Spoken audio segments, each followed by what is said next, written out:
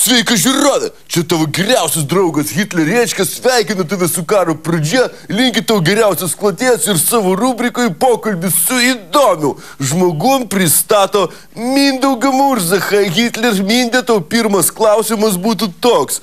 Dabar, kai populiaru būti burtininku ir gydyti žmonės šik papirium, tu šitą irgi darai? Ne, aš mineralinį geriau. Nu ir maladėts, Mindaugas. Sakyk, vat neseniai tu sėdėjai kalėjime už tai, kad nesugebėjai sumokėti baudos už savo debilizmą ir politinę pornografiją.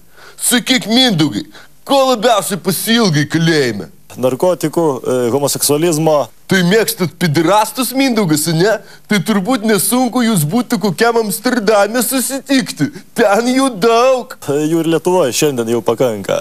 Nu jo, bet vat aš, pavyzdžiui, girdėjau, kad Paksas nurodė savo raganai persikėti jūsų draugus, fašistuojančius gėjus. Tai kiekvienam laisvai mąstančiam valdžia prisiuvo uodegą. Gal ir teisingai, o to priviso, понимаешь, blemba visokių homoseklų, ne? Neįmanoma žiūrovas.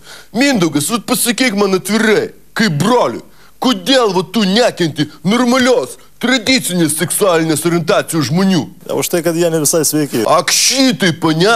O vat daleiskim, aš esu netoks kaip tu ir tavo draugai, ne? Daleiskim, kad aš esu normalios seksualinės orientacijos žmogus, o ne gėjus. Tai ką man tada daryti? Gyvenk tyliai ir sėdėk savo.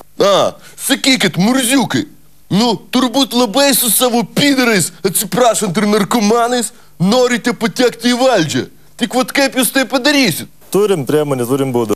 Vat dabar prisiminiau, Mindaugai, kas tai man yra sakęs, kad tu per savo orientaciją ir pasidarėjai karjerą savo fašistų partijai, net į rinkimus nenuėjai. Tai man to rūpintis nebereikėjo.